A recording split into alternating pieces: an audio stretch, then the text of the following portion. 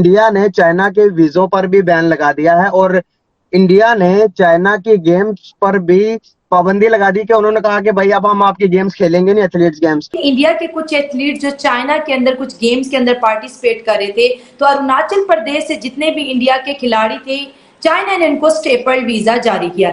हमने कुछ कश्मीर का हिस्सा एक्साइज चीन चाइना को गिफ्ट करके, आप भी कुछ ऐसा गिफ्ट करके कोई दोस्ती करने का तरीका सीखे हमसे।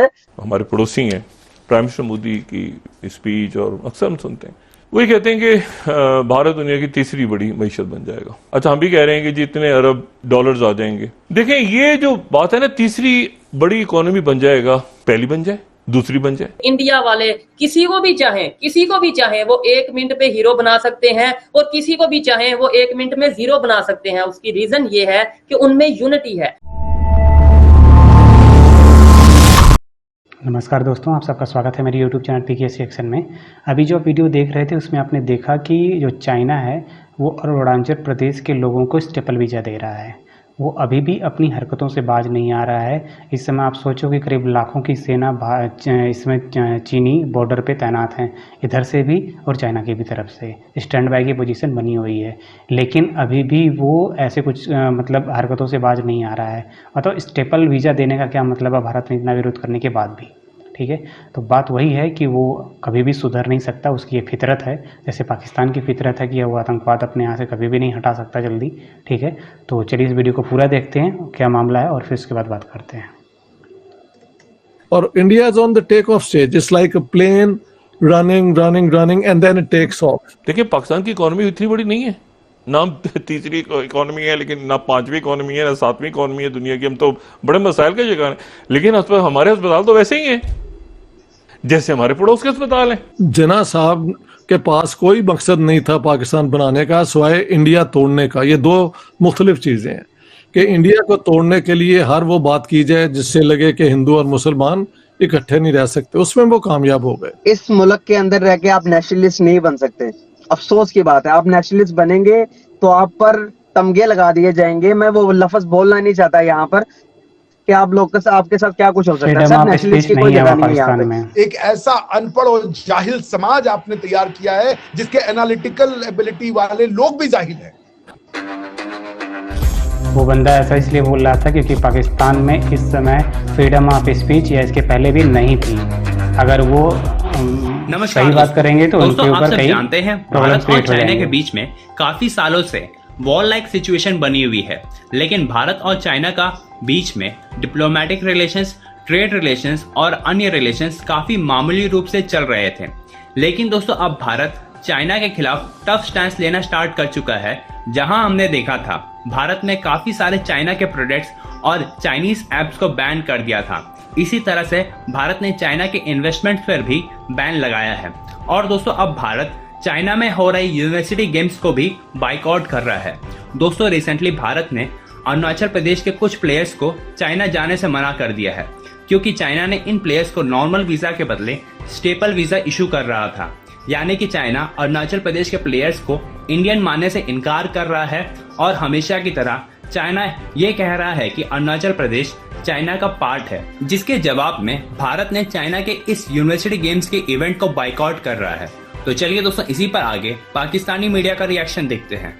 मैं वीडियो देख रही थी डॉक्टर अम्बेडकर की, तो वो स्पीच कर रहे थे जब पार्टीशन से पहले। उन्होंने कहा कि मुस्लिम लीग ये चाहती है कि अखंड भारत या भारत का बंटवारा हो, लेकिन एक वक्त इनको रियलाइज हो जाएगा कि इनका ये फैसला इनके हक में ही गलत साबित होगा। तो 75 साल बाद आज पाकिस्तानियों को डॉक्टर अम्बेडकर की हुई स्पीच जो है ना वो याद आ रही है। तो उस वक्त एक और पाकिस्तानी से मैंने बात की तो वो कह रहा था कि कायदे आजम की वफात के बाद पाकिस्तान का जो मकसद था वो भी फोत हो गया।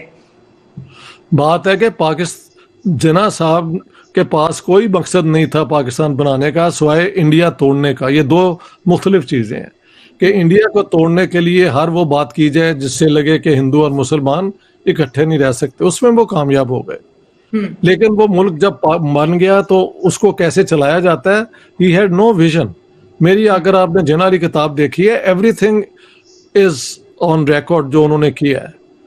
तो जिन्ना साहब के मरने के बाद हो गया या उनकी जिंदगी से शुरू हो गया, one can always discuss, there are many ways of looking at it.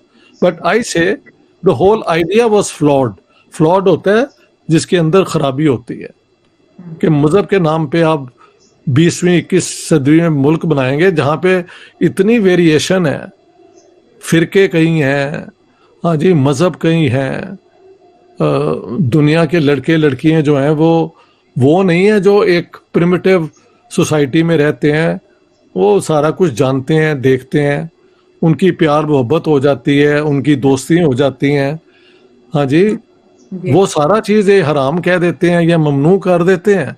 तो अननेचुरल तरीके से दुनिया को इन्होंने चलाने की कोशिश की हुई है और इनका जहां से ये इंस्पिरेशन थी सऊदी अरेबिया में, तो अब सारा कुछ they are getting rid of all this. तो एक दिन इनको भी अकल आ जाएगी, but it will be too late then. मैं तो कहता हूं अब भी अपना change your ways, normalize relations with India and go ahead. देखें, ये खबर आई है कि इंडिया में उनकी एक गवर्नमेंट कमेटी ने, बीजेपी के एक लीडिंग स्पोक्समैन ने कहा है कि we should resume trade with India with Pakistan. हाँ जी, इससे पहले आज से कोई 2 महीने पहले पाकिस्तान में जो है हमारी सेनेट या शायद पूरी पार्लियामेंट की जो है ऑल पार्टीज कमेटी ने भी रिकमेंड किया कि we should resume trade with India. तो महल बैकडोर पे ये कोशिश हो रही है कि ये जो बकबक है ना पब्लिकली, उसको छोड़ के let's try to create a background for resumption of trade. और मैं समझता हूँ मेरी जो दोनों तरफ पाकिस्तान और इंडिया में इस बात को सुना गया है, उसमें समझ भी लोगों को आती है कि यही बात करने वाली है। तो कल को अगर इंडिया पाकिस्तान की ट्रेड रिज्यूम हो जाए, मुझे तो कोई पर्सनल फायदा नहीं है, लेकिन हमारे पिछे हुए अवाम को उसका बहुत फायदा है। और यही खुशी होनी चाहिए एक पब्लिक इंटेलेक्चुअल को। हाँ जी, कोई हमने बैंक बैलेंस के लिए तो नहीं किया हुआ ना अपना सारा जिंदगी का जो सोच है, वो एक और लोग होते हैं, वो भी ठीक है, उनका वो राइट है। हम जो समझते हैं कि जिससे इंसानियत की खिदमत होती है उस पर बात करनी चाहिए। जंग और ये फिसाद जो है ये बकवास है भाई। महज़ब लोग जो हैं वो हर चीज बात करके एक दूसरे का लिहाज करके आगे बढ़ते हैं। आज आपसे बात करेंगे इंडिया और चाइना के बीच बढ़ते हुए तनाव की। पहले तो ये सरहदी मसला था, लेकिन आप देखिए जो भी अरुणाचल प्रदेश से कोई एथलीट्स वहां चाइना में पार्टिसिपेट कर रहा है, तो चाइना ने इस दफा उनको स्टेपल वीजा दिया। क्या कहेंगे इसके ऊपर, मैं आपसे जानना चाहूंगी। तो वो स्टेपल वीजा इसलिए देते हैं कि जब वो आपको जिस पे स्टेपल अलग से करके देते हैं, तो वो उसी स्टेपल वीजा पे कब आप गए चाइना से और कब आप आए चाइना से, इसी का रिकॉर्ड होता है। हाँ, उसी स्टेपल में उसके बाद उसको फाड़ के फेंक देते हैं। तो आप कब गए और कब आए इसका वो रिकॉर्ड नहीं रखते, क्योंकि वो कहना चाहते हैं, क्योंकि अगर वो मान लीजिए ये एक्नॉलेज कर लिए कि आप वीजा पे गए थे और इंडियन ने वीजा अप्लाई किया था, तो आपने मान लिया कि वो कंट्रीमैन तो इंडियन है और आप एक फॉरेन कंट्री हो, क्योंकि वो तो कहते हैं तुम चाइनीज हो और चाइनीज को चाइना में आने के लिए वीजा तो नहीं चाहिए, आप समझ रही हैं। So this is the logic कि अगर उन्होंने ये एक्सेप्ट कर लिया कि आप हो इंडियन और आपको वीजा इशू हुआ था, तो पूरा का पूरा डिस्प्यूट अरुणाचल प्रदेश से खत्म हो जाएगा। सो वो उसको फाड़ के फेंक देते हैं और उसके बाद उसकी कोई वो बोलते हैं this is not we something recognize. That's the whole logic behind issuing staple visa. तो ठीक है, वो अपने तरीके से कर रहे हैं। अभी तक इंडिया जो है उस पर कोई बहुत बड़ा रिएक्शन नहीं देता था। इंडिया की शुरू से एक पॉलिसी रही है कि चाइना अपीजमेंट की, तो वो चाइना को अपीज करते रहे हैं, लेकिन पिछले कुछ दिनों से चाइना अपीजमेंट की पॉलिसी चेंज हो रही है। फॉर एग्जांपल जो गलवान में हुआ, उसके बाद हमने चाइना से एकदम आंख में आंख लड़ा लिया था। तो यहाँ पे दोस्तों वीडियो ख़त्म हुआ। अब आपने सुन ही लिया कि जो स्टेपल वीज़ा है उसका क्या कारण है, और चाइना कभी भी सुधरने वाला नहीं इन सब चीज़ों को लेके। और आप भी सोचो कि ये भी स्टैंड बाय की पोजीशन बनी हुई है हमारे चाइना और भारत के बीच में। और आप सोचो कि इस तरह का कोई वहाँ का यूनिवर्सिटी का था प्रोग्राम था जहाँ पे ये एथलीट्स जाके भाग लेने वाले थे, और जब अरुणाचल प्रदेश के यहाँ के हमारे खिलाड़ी जब जा रहे थे तो उनको स्टेपल वीज़ा दे रहा था। तो भारत ने सीधे प्रोग्राम ही कैंसिल कर दिया कि भाई हमारे खिलाड़ी जो हैं पार्टिसिपेट ही नहीं लेंगे वहाँ पे, क्योंकि अगर तुम स्टेपल वीज़ा दोगे अरुणाचल प्रदेश के हमारे खिलाड़ियों को तो हम तुम्हें वहाँ पर जाएंगे ही नहीं जाएंगे। अब भारत नहीं जाएगा तो उसका जायज़ सी बात है बहुत असर पड़ने वाला है जो उनके गेम्स हैं। लेकिन फिर भी चाइना इस चीज़ से तो बाज आएगा नहीं, क्योंकि वो अगर स्टेपल वीज़ा नहीं देगा तो वो अरुणाचल प्रदेश को, जो वो अपनी कहता है कि वो मेरा है, वो उस पर कायम नहीं रह सकता फिर। तो इस वजह से वो स्टेपल वीज़ा कर रहे हैं आजकल। अब आप सोचो कि चाइना को जिस तरह से ये छोटी छोटी हरकतें कर रहा है, ये वो पहले से करता आ रहा है, मतलब ये काफ़ी सालों से जो स्टेपल वीज़ा का मामला है वो चाइना करता है। लेकिन अब ये जो चाइना के लिए ना, ये चाइना वही छोटी गेम खेल रहा है जो आज तक वो खेलते आ रहा है। भारत जो अब बड़े पैमाने पे खेलने लगा, उसको ये वो समझ नहीं पा रहा है। जितने भी तरह से जो ट्रेड होती है वो चाइना का वो ब्लॉकेज भारत बनाना शुरू कर दिया है, और इसमें साथ दे रहे हैं दुनिया के जितने भी विकसित देश हैं वो। अब सारे जितने भी चाइना किसी कंपनी में इन्वेस्ट करना चाहता है वहाँ पे भी उसको रोका जा रहा है, और किसी देश की कंपनी चाइना में इन्वेस्ट करने जा रही है तो उसको भी रोका जा रहा है। अब इन सब चीज़ों को वो काउंटर कर नहीं पा रहा है, तो बात ये नहीं कि उसके हाथ में जो है वो कर रहा है, मतलब वो स्टेपल वीज़ा वाला मामला क्रिएट करके जो भारत है उसको प्रोवोक करना चाहता है।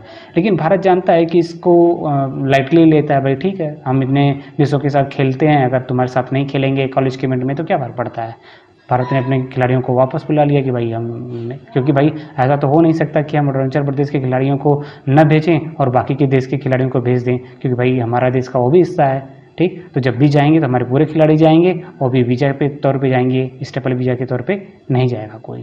तो अब बात वही है कि अब चाइना को धीरे धीरे ये समझना चाहिए कि भाई अब इस तरह की हरकतें करने के बाद तुम भारत का कुछ भी नहीं कर सकते, क्योंकि भारत इन सब चीज़ों में बहुत आगे बढ़ गया है, और अब तुम उसको उसी नज़र से देखना चाहते हो जैसे पाकिस्तान देखता है या पाकिस्तानी देखते हैं, तो भाई तुम्हारी मर्जी। बाकी आपको ये वीडियो आज का कैसा लगा आप कमेंट्स के माध्यम से ज़रूर बताइएगा, और अगर आपको वीडियो अच्छा लगा हो तो वीडियो को लाइक कर दीजिएगा, और अभी तक चैनल को सब्सक्राइब नहीं किए तो प्लीज़ चैनल को सब्सक्राइब कर लीजिए। फिर मिलते हैं किसी नेक्स्ट वीडियो में, तब तक के लिए जय हिंद।